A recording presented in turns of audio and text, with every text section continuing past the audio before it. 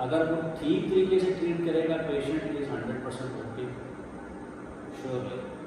अगर उससे मिस हो गया पेशेंट इज 100% नॉट ओके। इतना ज़मीन आसमान का है, ठीक है। आप ये समझिए सादा लफ्ज़। तो पहला हमने प्रिंसिपल ये पढ़ा था कि if you think it's cardiac then it is cardiac until proven otherwise. कि अगर आप इमरजेंसी में खड़े हैं, आपको लगा है कि ये मरीज़ कार्डिक है, तो वो डेफिनेटली कार्डिक है जब तक आप खुद उसको डिस्प्रूव ना कर दें, ठीक है ना। उधर आपने शक व शुबे में नहीं पढ़ना कि नहीं यार ये गैस्ट्राइटिस हो सकता है, ये ब्लड हो सकता है, ये मस्कुलोस्केलेटल हो सकता है, कुछ ये साइकोजेनिक हो सकता है। इन चक्रों में नहीं पढ़ना है। If you have thought of cardiac then go with the cardiac. ज़्यादा से ज़्यादा क्या होगा, नेगेटिव निकल आएगा, कुछ नुकसान तो नहीं है, ना मरीज़ का नुकसान ना आपका नुकसान, ठीक है ना। हाँ, आपका स्किल मजीद मैच्योर होता है तो ठीक है, ये प्रेजेंटेशन इस तरह से थी कि कार्डिक नहीं थी, अगली दफ़ा फिर मैच्योर होता जाएगा, फिर मैच्योर क्लिनिकल स्किल मैच्योर होता जाएगा आपका इस तरह से at the cost of few expenditure बस, not at the cost of life operation. क्या आप एक चीज़ को कार्डिक ना बनाएं और बाद में कार्डिक निकले फिर कि हाँ यार अच्छा वो भी कार्डिक हो सकता है, ये ना करें, ठीक है। तो पहला हम सिम्टम डिस्कस कर रहे थे चेस्ट पेन। तो हमने पहला दूसरा प्रिंसिपल क्या डिस्कस किया कि any pain from chin till umbilicus is cardiac pain until proven otherwise. एक टिपिकल पेन जो बुक में लिखी हुई है, रेट्रोसोल हैवीनेस है या रेट्रोसोल डिप्रेशन है, ठीक है ना। तो पेशेंट टिपिकल आप मुट्ठी बंद करें, छाती में रख के आएगा आपके पास हाथ अपना, that is radiating either toward back, along the arm, towards the jaw, and that is worsen with the activity and improve with the rest and with sublingual night obviously. कोई typical chest pain की presentation, लेकिन कोई pen हो सकती है chain till umbilicus. तो umbilicus से नीचे नहीं वो कार्डिक पेन नहीं होती, वो इधर हाथ रख के आ जाए उसकी भी ईसीजी करता है ये ज़्यादा, ठीक है ना। बिल्कुल शोल्डर टिप पे हाथ रख के आ जाए आपके पास हो जाती है, कमर के दर्द के साथ आ जाए, ये भी कार्डिक पेन है नहीं ये ज़्यादा, ये नहीं हो सकता। हाँ, हेडेक हो सकता है, ऑक्सीपिटल हेडेक के केसेस मैंने देखे जो प्रेजेंट करते हैं, चलिए नहीं करा that can present sometimes ACS या अनस्टेबल एंजाइना या इवन स्टेमाई का पेशेंट स्पेशली पोस्टीरियर वॉल का वो प्रेजेंट करता है ऑक्सीपिटल हेडेक के साथ, लेकिन वो भी स्पेशली उन पेशेंट्स में जो प्रीवियसली टेंशन टाइप हेडेक या मिग्रेन के केसेस रहे होते हैं, अक्सर हमने देखा है, बाकी में भी हो जाता है, बस इधर ही आते हैं अक्सर कल से ज़्यादा बड़ा सर मिलता है, इधर भी हो रहा है जाते हैं, इधर भी हल्की हल्की बेचैनी हो रही है, उल्टी मकड़ी वाली कैफियत होती है, पसीने भी आ रहा है साथ, इसीलिए करनी हो सकती है प्रेजेंटेशन हो सकती है। इस तरह लिविंग ऑफ पेन एंड वजाइटिस के साथ भी आ सकता है कुछ बात। तो पेन के साथ you have to do ECG, आपने अगला काम उसका ECG करना है, ठीक है। If the ECG satisfies the criteria for ACS, proceed, otherwise आप कार्डिक एग्जाम के लिए, ठीक है। ECG चेंजेस क्या होती है जी मैम?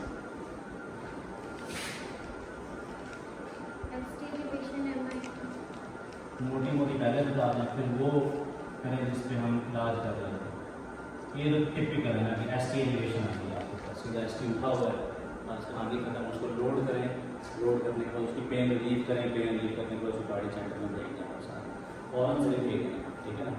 तो ST एलिवेशन और ECG में हम रेट देखेंगे, रिदम देखेंगे, एक्सेस देखेंगे, चेंजेस बताते जाएंगे। ECG जब पढ़ेंगे तो आपको बड़ी चीज़ हाँ, ST एलिवेशन के अलावा new onset elevation left bundle branch. तो जब भी आपको ECG की कोई फाइंडिंग मिले, पहले क्या डिमांड करेंगे आप उसको खड़े होकर पुरानी ECG लेके आए, ठीक है ना। खास तौर पर अगर वो कार्डिक नॉन कार्डिक पेशेंट है, you have to demand old ECG, अपनी पुरानी ECG लेके आए, खाल है तो घर से उठा के लेके आए, तस्वीर है तो तस्वीर से टैली करना है पुरानी ECG को, अदरवाइज न्यू ऑनसेट एल्बम पकड़ना बहुत मुश्किल होता है। There no criteria that satisfies कि कौन सा न्यू ऑनसेट है, कौन सा बहुत सारे लेकिन उससे कुछ नहीं निकलता, आप न्यू ऑनसेट नहीं कह सकते। अब बिल्कुल रेलिवेंट कंटेक्स्ट में ये भी एक सिनेरियो जिसमें आपको कार्डिक एग्जाम्स को वेट करना पड़ जाता है, लोड करके बिठा देते हैं, घंटे घंटे बाद इसी चीज़ करते रहते हैं उसकी, और कार्डियक एंजाइम्स करके देख लेते हैं। ठीक है, उसके बाद आती है आपकी एसटीपी डिप्रेशन।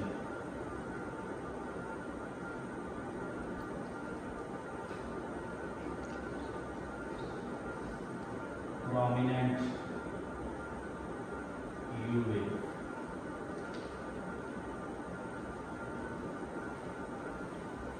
ये 4 तरह की चेंजेस आपको मिल सकती हैं जो आप देखते हो उसके अंदर। बाकी किन किन लीड्स में होती है ये डेरिवेटिव को पढ़ रही हैं, तो पीसीजी को भी पढ़ेंगे हम उसके अंदर।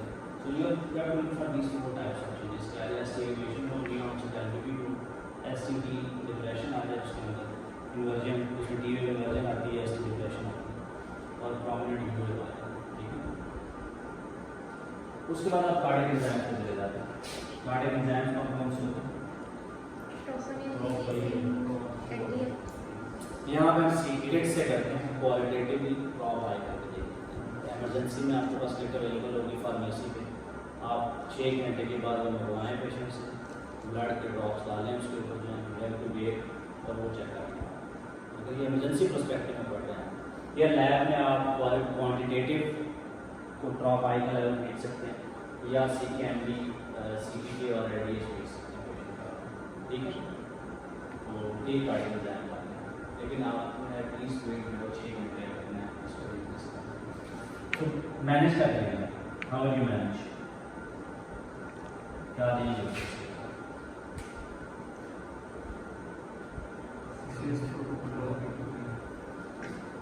ACS प्रोटोकॉल से पहले ना कुछ चीज़ें ध्यान में होनी चाहिए आपके इन कंटेक्स्ट ऑफ कार्डियक इमरजेंसीज, कि आपको स्पेक्ट्रम पता हो, क्योंकि उस स्पेक्ट्रम के ऊपर आपने पेशेंट को देखना है जब सामने पड़ा होगा।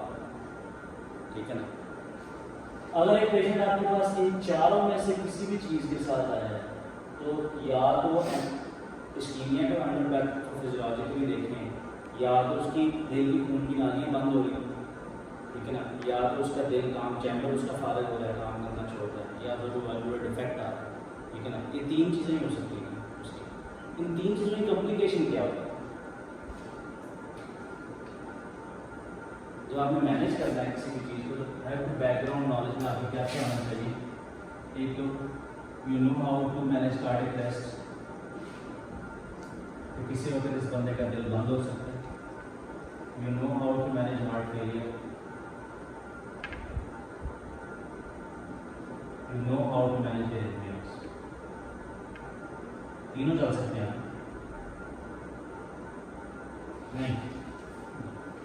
3 चीज़ें पॉसिबल हो सकती हैं। चेस्ट पेन का पेशेंट आया, उसका सांस खराब होना शुरू हो गया, ये आपने ये तीनों सिनेरियो के साथ पेशेंट आए हुए हैं नीचे इमरजेंसी में, तीनों मैंने मैनेज करना है।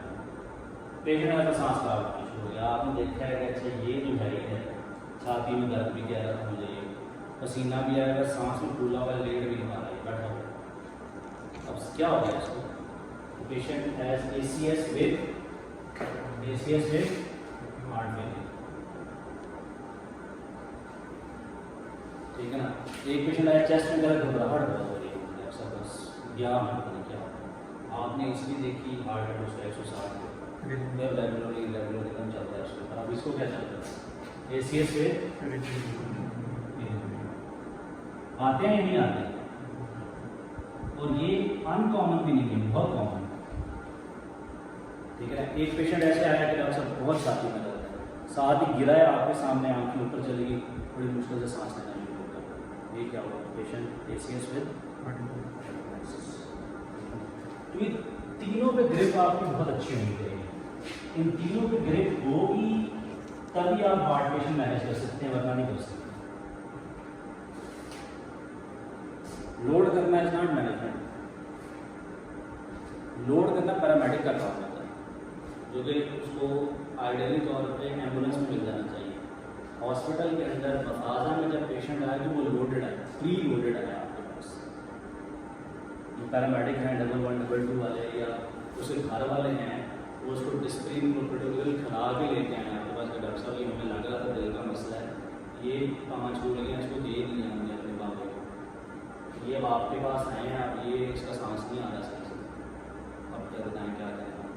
ठीक है ना, तो ये चीज़ें 3 आपके बैकग्राउंड में होंगी फिर किसी भी एक प्रॉब्लम को आप दिल की मैनेज कर पाएंगे, वरना नहीं कर पाएंगे। लेकिन वरना निकल जाएगा आपके हाथ से पेशेंट, एटलीस्ट 5 में से 1 निकल जाएगा आपके हाथ से। ठीक है, तो वो 3 बैकग्राउंड में रखनी है आपने, ये 3 चीज़ें असेस करनी है। कार्डियक अरेस्ट सीधे आपके सामने कोलैप्स होगा, पल्स जाएगी इस पेशेंट की, जो है you have to start the CPR immediately, CPR और VFib, या तो उसको VFib चला है, मोस्ट कॉमनली VFib चलता है। मोस्ट कॉमन एरिथमिया इन MI क्या है? Ventricular fibrillation, specially interior wall MI, और कार्डियक अरेस्ट होता भी most commonly interior wall MI, ये एक्सटेंसिव इंटीरियर वॉल या इंट्रोलेटरल वॉल MI उसमें जाता है पेशेंट। तो आपके पास VFib फॉर्म होना चाहिए ताकि आप उसे शॉक कर सकते हैं। हार्ट फेलियर क्या करते हैं? हार्ट फेलियर के अंदर आप प्रॉपर करेंगे, पहले उसको कंफर्टेबल करेंगे, उसको मॉर्फिन एनर्जी लगाएंगे, प्रॉपर करेंगे उसको, अब वाइटल्स देंगे उसको, भाई चल क्या रहा है, वाइटल्स किस तरह के हैं इसके। हाँ वाइटल्स ठीक है, 120 130 BP आ रहा है, उनका सांस लें आप उसको, लो डोज आइसोकेट चलाएँ उसको, आइसोकेट के साथ डायबिटीज करें उसको, ठीक है ना, ताकि वीनो डायलिटेशन भी हो उसकी और सुपर डायबिटीज हो, किडनीज भी बचे ना, किडनीज की परफ्यूम खराब ना हो उसकी। ठीक है, अगर उसका BP है 90/60, 80/60, 100/60, फिर क्या करेंगे? फिर डिब्यूटामिन के साथ डायबिटीज करेंगे उसको। BP 120 से ज़्यादा है तो फिर आइसोकेट के साथ डायबिटीज करेंगे आप उसको। अगर BP 100 सिस्टोलिक से कम है तो फिर डिब्यूटामिन के साथ डायबिटीज करेंगे। अगर BP 70 सिस्टोलिक से कम है तो फिर डायबिटीज नहीं करेंगे, फिर पहले क्या करेंगे? फिर नॉर्पिन चलाएंगे, फिर पहले प्रेशर सपोर्ट देंगे, नॉर्पिन देंगे, नॉर्पिन आप चलाएंगे, टाइट्रेट करके BP उसका 90 सिस्टोलिक पे लेके आएंगे, फिर डिब्यूटामिन चलाएंगे साथ उसको, डिब्यूटामिन के साथ डायबिटीज करना शुरू करेंगे। ठीक है, ये जब हार्ट फेलियर पड़ेंगे उसमें करेंगे, लेकिन इतना पता होना चाहिए कि मैंने करना क्या। ऑक्सीजन अटैच करेंगे क्योंकि पेशेंट एप्रीहेंसिव भी होते हैं, टेक्निक भी होते हैं। सैचुरेशन पे नहीं जाना आपने कार्डियक पेशेंट की, क्या आप कहेंगे 93 94% आ ही रही है, बस ऑक्सीजन की जरूरत नहीं है। अगर वो टेक्निक हो रहा है, ठीक है ना, वो फटीग हो रहा है, वो थक रहा है, ऑक्सीजन लगा रहे हैं उसको, ठीक है ना, इसका मतलब फेलियर में तो है ही है बेचारा। अब कंपनसेट करके हाइपर वेंटिलेट करके वो अपनी सैचुरेशन मेंटेन कर रहा है, हाइपर वेंटिलेट ना कराए वो फटीग हो गिर जाएगा। तो ऑक्सीजन अटैच कर रहे हैं उसको आप, तो ऑक्सीजन अटैच कर दें। BP लो है तो आइनोटॉक्स दे दें, BP नॉर्मल है पेशेंट का तो वेज़ोडायलेटर है उसको, नाइट्रेट्स हैं, उसके साथ उसको डायबिटीज करें। ठीक है, उसके बाद एरिथमियाज आ जाते हैं। देन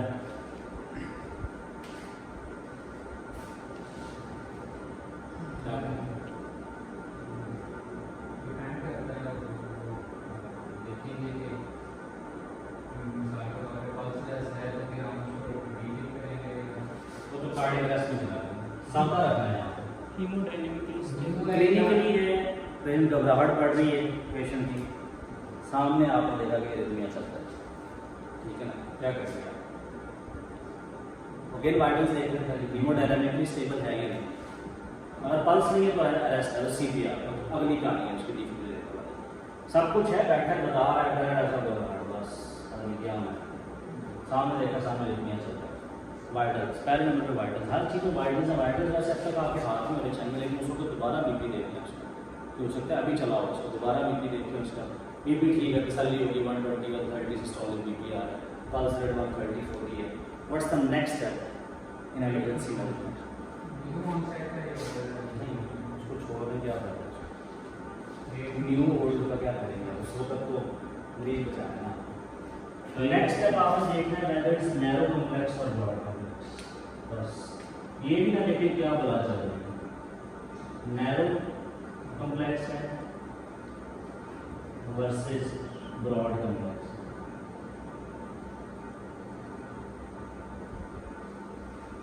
बस ये चीज़ें आप मॉनिटर में भी देख सकते हैं, आपको ECG की स्ट्रिप की भी जरूरत नहीं है। सामने देखें बस QRS मोटे हैं, QRS बड़ी है, क्या फर्क है? It is a broad complex tachycardia की क्या है? VD है, consider it VD in emergency, ventricular tachycardia. कोई और डायग्नोसिस नहीं सोचना आपने, वो तो जैसे SMT की डिफरेंसी भी हो सकती है, AFib की डिफरेंसी भी हो सकती है, बहुत कुछ होता है, लेकिन treat it like a ventricular tachycardia. If it's narrow complex then फिर क्या करेंगे? ब्रॉड कॉम्प्लेक्स में ब्रैकेट में लिख देता हूँ बस BPH, ठीक है। If it's narrow complex then what? फिर P wave, yes, then we have to see the P wave. P wave है या नहीं इसमें?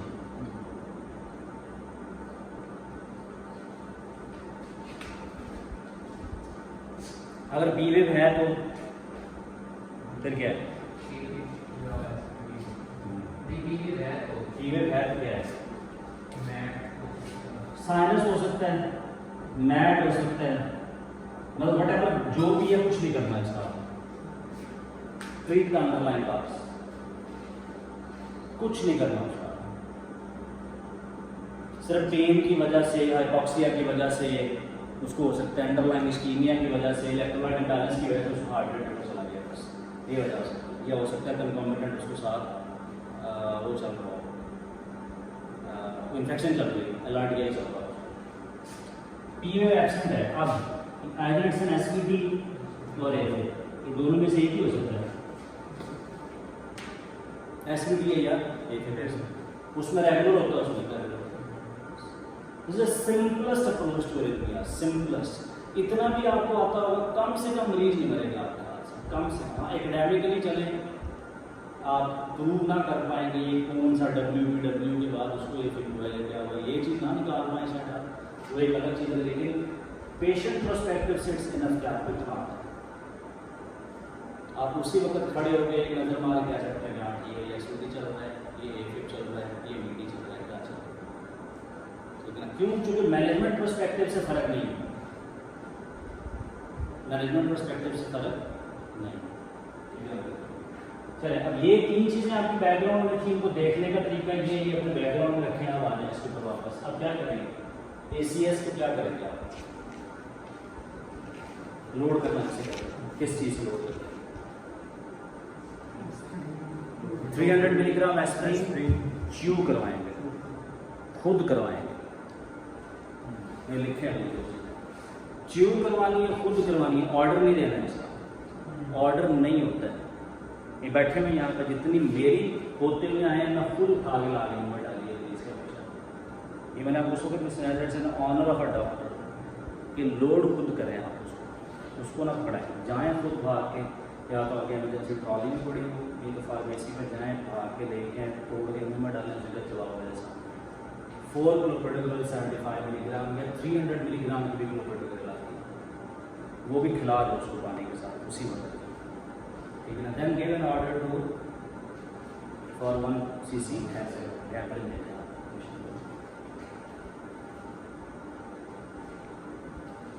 ये कॉमनली हम यहाँ पे से लोड कर रहे हैं। तो पेन के लिए क्या देंगे? नैल्विन दे दें, मॉर्फिन दे दें, दोनों में से कोई नहीं। दोनों नहीं अवेलेबल, ट्रेमाडॉल है, NSAID कंट्राइंडिकेटेड है, वो भी नहीं अवेलेबल तो फिर प्रोवैस देते हैं। अदरवाइज कोई वो नहीं, NSAID दे देंगे आप, ठीक है। ये आपने लोड कर दिया, ये 3 चीज़ें आपने अपने सामने रख के इसको भी लोड कर दिया, प्रॉपर कर दें, ऑक्सीजन लगा दें उसको थोड़ी सी। Now prepare the patient for shifting, आप उसको शिफ्टिंग के लिए प्रिपेयर करें, डेफिनेट मैनेजमेंट के लिए। यहाँ तक कोई चीज़ ये BT अगर हो तो फिर क्या करते हैं? BT इस पर आता हूँ मैं, हाँ, इस पर आता हूँ, मैंने कुछ भी नहीं बताया। अच्छा, हेपरिन को अगर BP ज़्यादा है, कितनी से ज़्यादा है वो नहीं देते? रेलेवेंट रिलेटिव कंट्राइंडिकेशन होती है 180 सिस्टोलिक से, you have to keep the BP below 180 systolic. और MI के अंदर आपके पास कोई लिमिटेशन नहीं है BP इग्नोर करने की, आपने हर सूरत में 140 से नीचे BP लेके आना, एज सून एज पॉसिबल लेके आना। स्ट्रोक के अंदर, वैसे एसेंशियल हाइपरटेंशन के अंदर या हाइपरटेंसिव एन्केफेलोपैथी के अंदर आप कभी भी रैपिडली BP ड्रॉप नहीं करवाते, ठीक है ना। लेकिन अगर ऑनगोइंग MI चल रहा है, इस्कीमिया चल रहा है, तो जितनी देर BP ज़्यादा रहेगा उतनी देर मायोकार्डियल ऑक्सीजन डिमांड बढ़ी रहेगी। आफ्टर लोड ज़्यादा होगा, heart has to pump against more pressure, उतना उसकी ऑक्सीजन डिमांड बढ़ेगी। जितनी ऑक्सीजन डिमांड बढ़ेगी उतना आप इस्कीमिया वर्स होगी। जितने तो आपने बीपी लेके आना है इस तरह से, अब आइसोलेट चला के चलेगा। ठीक है, और यहाँ ठीक है, इसे कर लेते हैं कल narrow complex versus broad. Broad complex आ गया आपके पास बीपी है, क्या करेंगे बीपी का?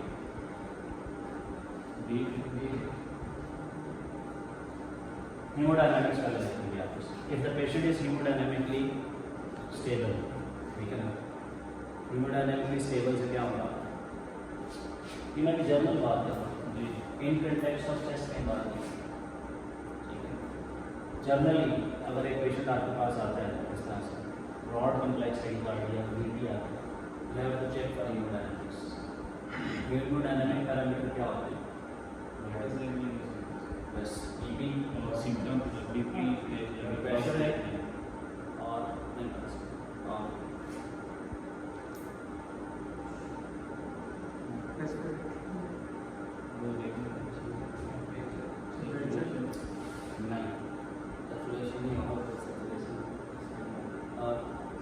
Blood pressure should be more than 90 systolic, लेकिन हाइपरटेंशन ना हो पेशेंट को। दूसरे नंबर पे अल्टर्ड मेंटल स्टेटस ना हो। तीसरे नंबर पे ऑन गोइंग हार्ट फेलियर ना हो। तीसरे नंबर पे टिपिकल कार्डिक पेन ना हो। ये 4 हेमोडायनामिक पैरामीटर। तो अगर तो ये चेस्ट पेन के कंटेक्स्ट में चल रहा है फिर तो डिफिकल्ट कर देंगे, सोचना भी नहीं। अगर चेस्ट पेन चल रही है यहाँ भी नहीं चल रहा है पेशेंट, जस्ट डिफिब्रिलेट कर रहा है patient.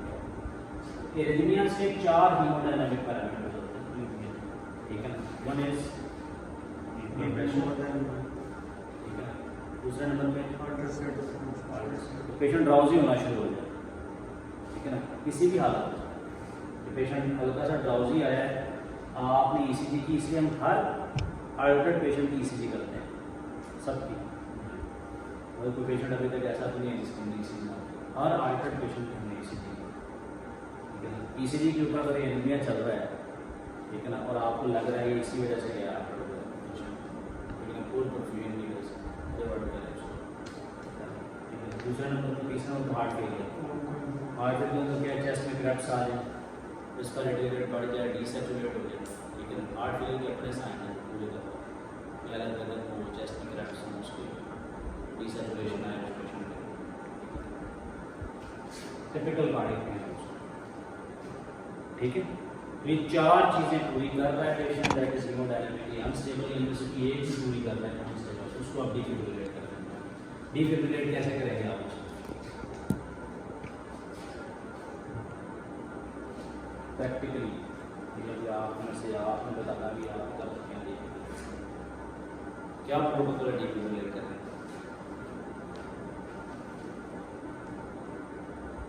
Give that patient 5 milligram डॉर्मिकम, उसे सेडेट करेंगे पहले।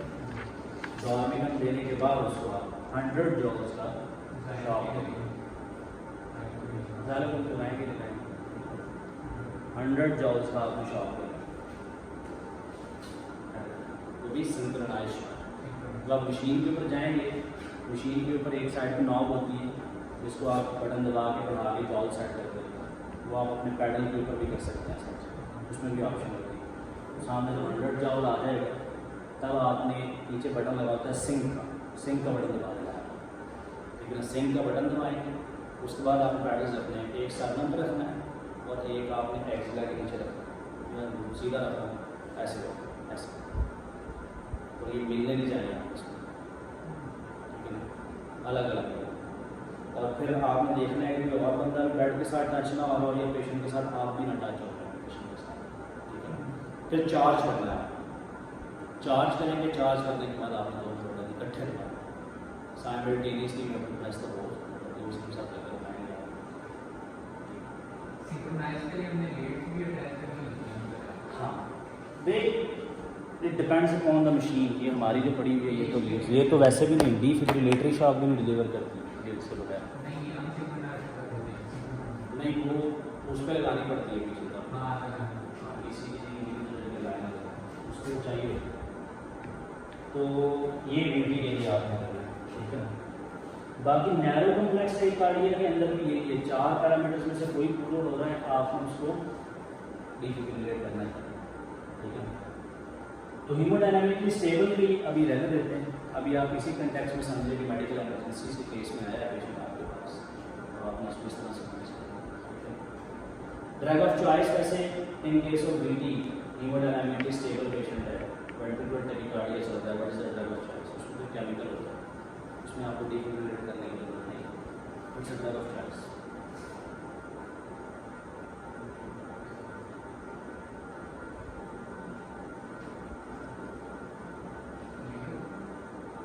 लाइडोग्राम हो सकती है किस केस में?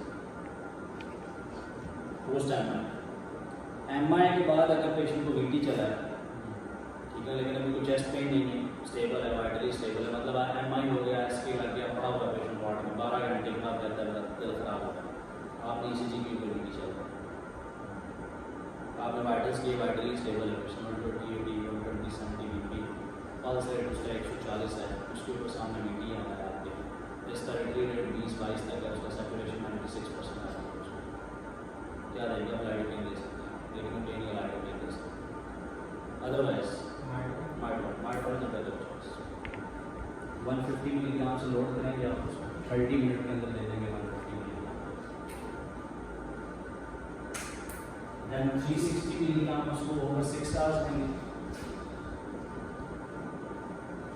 and 900 milligram over subsequent 18 hours, 24 hours तक माइट्रोल की इन्फ्लुएंस चलती है। 36 mg 360 360 6 hours 6 hours, then 900 mg over 18 hours।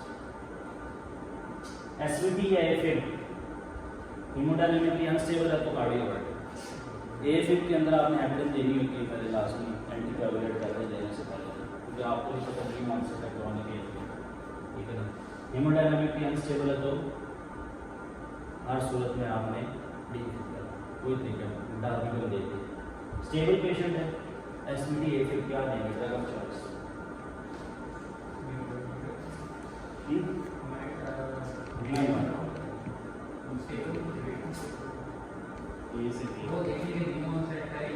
Adenosine हम SVT में देते हैं, आपके पास अवेलेबल नहीं है, एडिनोसिन आपके पास अवेलेबल नहीं, SVT का drug of choice adenosine 6 milligram आपने स्टैट देनी होती, नहीं कंट्रोल हुआ 12 मिलीग्राम एक दफ़ा देंगे, 12 मिलीग्राम एक दफ़ा देंगे, 36 मिलीग्राम दे सकते हैं।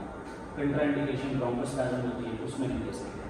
जो अवेलेबल है उसमें क्या है, एक ही ड्रग दोनों में देते होते हैं, मेलोरियल डिप्रेसर, IV डिप्रेसर देते होते हैं 5 मिलीग्राम, ठीक है। अगर बीटा ब्लॉकर की कंट्राइंडिकेशन है तो फिर आप एसॉप्टन दे सकते हैं IV ग्राफा में।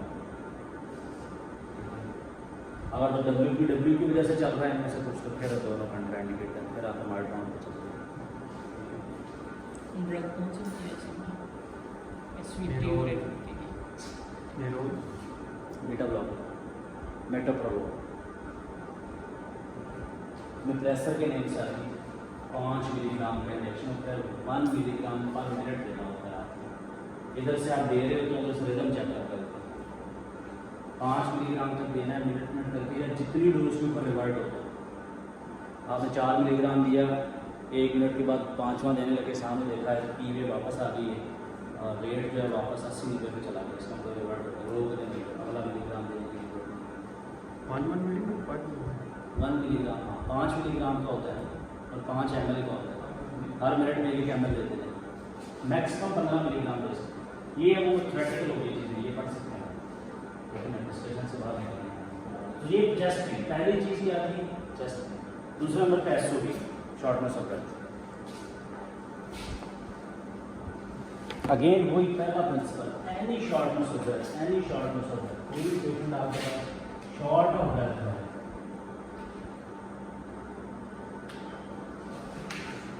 cardiac until unless proven otherwise.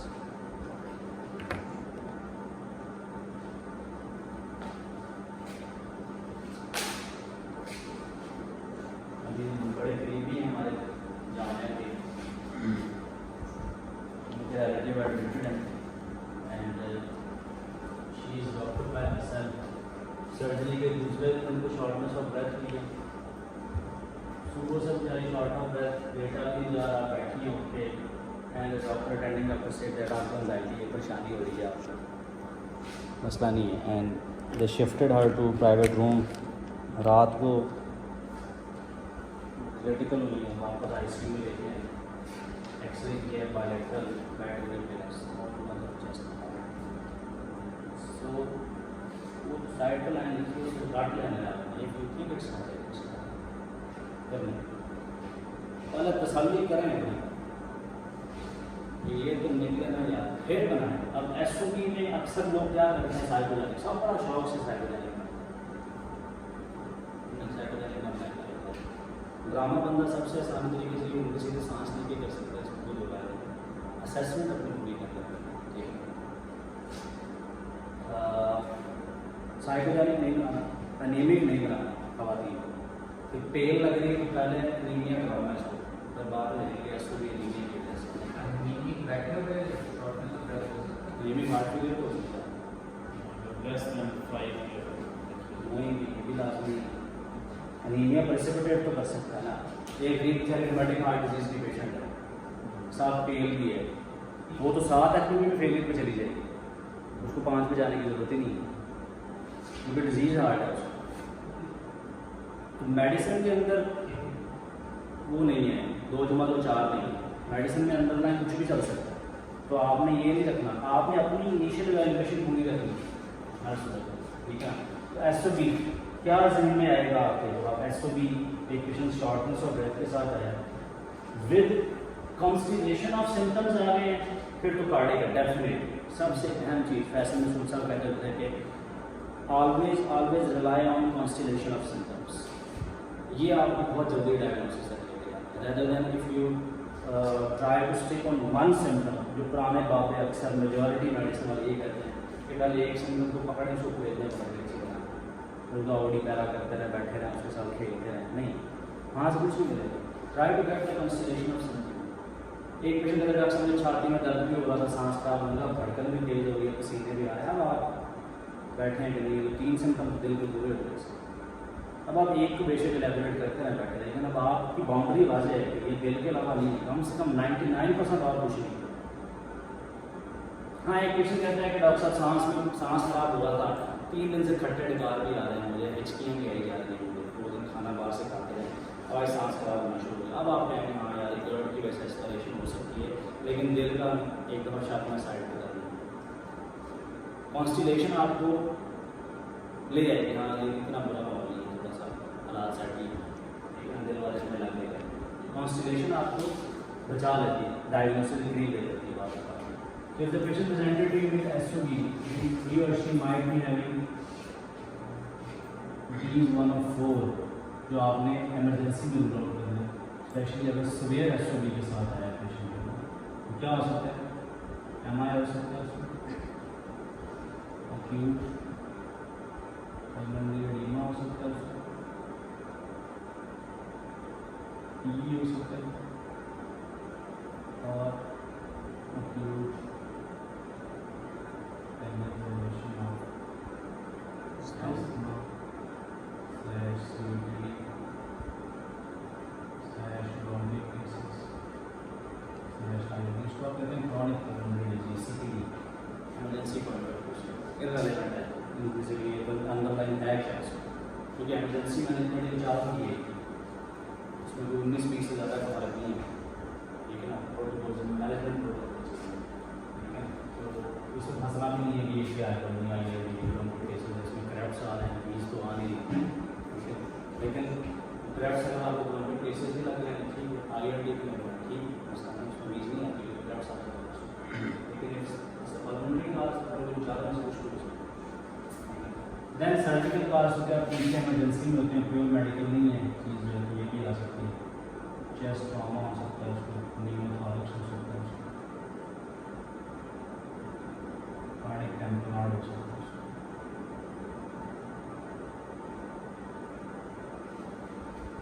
ये भी आपको जहन में होनी चाहिए। ये जब आप इवेल्युएशन करेंगे ना इस तरह से, आप इसके लिए क्या चाहिए, अभी मुझे चेस्ट पेन करने के लिए what you need for these things, अगर बैकग्राउंड में 5 चीज़ें हैं, आपके बैकग्राउंड में 5 चीज़ें होनी चाहिए एसओबी की इवेल्युएशन से पहले, फिर आप आगे अपना बना सकते हैं। या मैंने इसको चलाना किस तरह से। अभी 5 चीज़ें आपके बैकग्राउंड में हैं बैठ के। अब अगेन दोबारा एनी मिडिल एज और ओल्ड एज पर्सन, उसमें से कोई भी, any patient with relevant risk factors, any patient with positive physical exam. अगली 3 चीज़ें आपने जहन में क्या डाली, ये की उम्र क्या है, मिडिल एज ओल्ड एज है, ठीक। बाकी सवाल भी करते हैं, इन चारों को सोचना भी शुरू करते हैं, ट्रीट भी करना शुरू करते हैं। रेलेवेंट रिस्क फैक्टर तो आपने कुछ नहीं पूछने हैं। MI का क्या होगा, पुराना दिल का मसला तो नहीं है, डायबिटिक तो नहीं, हाइपरटेंशन तो नहीं, स्मोकर तो नहीं, लेकिन ख़ानदान में किसी को मसला तो नहीं है दिल का, खातून है, दूसरे पुराने हमल ज़ाया तो नहीं होते, काम में कोई आदत प्लॉट तो नहीं बना, कोई काम छुट्टी तो नहीं आती, कार्डिक भी हो सकता है, ये लेफ्ट रीनल भी हो सकता है, ठीक है। अब इसके लिए पूछेंगे सवाल आपको, दिल का मसला पुराना तो नहीं है, दिल के वाल का मसला तो नहीं है, वॉल लीक तो नहीं है, टांग तो नहीं है आपको, वैसे चलने से सांस तो नहीं चढ़ता रहता आपको, डॉक्टर ने खून की कभी तो नहीं बताई, थायराइड का यूनिट का मसला तो नहीं बताया है आपको। These are the things that can lead to heart failure. Pulmonary embolism, recent common causes, recent travel है, रीसेंट सर्जरी, ठीक है ना। कॉमनली PE का पेशेंट आपके पास करवा है, recent postmortem, post operative period में रीसेंट ट्रैवल के बाद, बहुत कम है patient medically point of view से, इसके अलावा acute version of asthma, COPD, bronchitis, सब में हिस्ट्री होगी, बताया गया पुराना, बल्कि खुद क्या डॉक्टर साहब दमे का मसला है, सांस का मसला पुराना, हमारा सांस खराब है, ये भी बताएगा, COPD वाला भी, ब्रोंकाइटिस वाला भी आएगा, ठीक है। ये ट्रॉमा वाला भी आपको उस तरह से आएगा, हीमोथोरैक्स सिवियर पेन के साथ आएगा उससे। टेम्पोनॉइड अगेन आप रिस्क ऑफ सस्पिशन हाई चाहिए, इसकी प्रेजेंटेशन जो है बहुत ही वेग होती है, बहुत ज़्यादा पेशेंट आता है इस तरह आपके पास कोलैप्स स्टेज में या शॉर्ट प्रोसीजर के साथ आता है। Next phase is positive examination, heart और लंग आपने ऑस्कल्टेट करना है, पहले उठ के लंग ऑस्कल्टेट करना है, ठीक है। वो क्या करने देंगे, MI के अंदर चेस्ट क्या होगी, इसमें क्या होंगे, बेसिस से ऊपर तक फाइन क्रैक्स होंगे।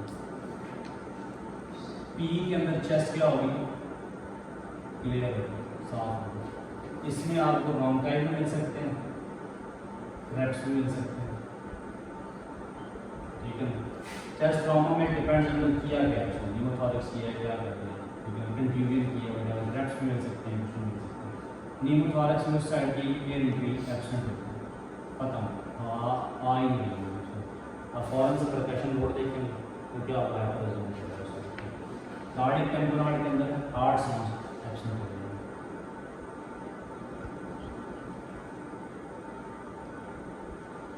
इमरजेंसी में इतना गिरता है, अगर छाती में कुछ नहीं मिला है, साफ हो गया तो MI PE हो सकता है उसको, ठीक है ना। फाइन क्रैक्स बेसिस पे मिल गए, पल्मोनरी नहीं है उसको, ठीक है ना। फाइन क्रैक्स विद ब्रोंकाई या विदाउट ब्रोंकाई मिल गए उसको, कब से चेंज नहीं हो रहे, पल्मोनरी का ऑब्जर्वेशन की, एक साइड हिल नहीं रही है, हवा भी नहीं आ रही, अंदर आवाज़ भी नहीं आ रही उसकी, परकशन करके देखिए माइक्रोजनल नोड है उसका, न्यूमोथोरैक्स हो सकता है। हार्ट साउंड भी नहीं सुनाई दे रही है, आप कह रहे हैं सामने कुछ भी नहीं सुनाई दे रहा, सांस भी नहीं आ रहा, बीच का BP भी नहीं आ रहा, विद पॉजिटिव एग्जाम आप इधर 3-4 में से कुछ ना कुछ निकाल दें।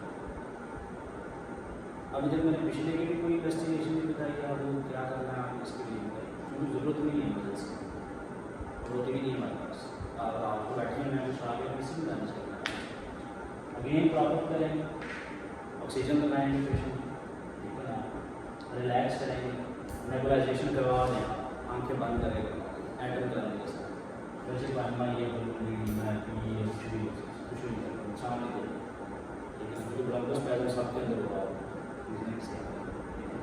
ये जुगाड़ के बाद नेबुलाइजेशन के बाद उसकी एंट्री का अंडरलाइन पास, ये 4 जब जहन में आ जाएंगे, इनमें से किसी एक या 2 में पहुँच जाएंगे आप, फिर अंडरलाइन कास्ट ट्रीट करना आसान है, फिर उसे करना है, ठीक है। यहाँ तक क्लियर है काफ़ी, कोई सवाल